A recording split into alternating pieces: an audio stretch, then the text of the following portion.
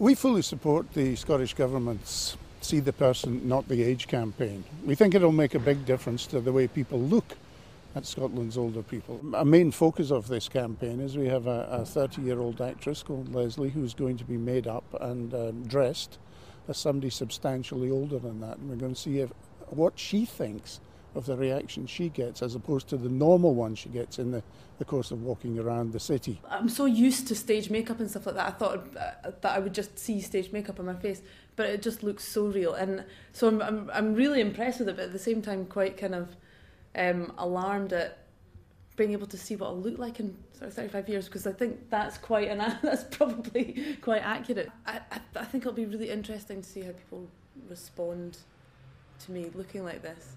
Because I think they'll just automatically assume that I'm an older person. I don't think they'll question it. A lot of people are unaware of the way they treat older people, and this is just to highlight several ways in which you subconsciously treat older people, and to make you think again about perhaps changing that and looking at them in a different light.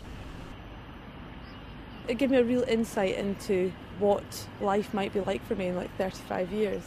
It made me kind of more aware of how impatient and hurried I am in my own life. The most striking thing about it was how it made me feel walking around like that. I was very aware of being an obstacle, I think.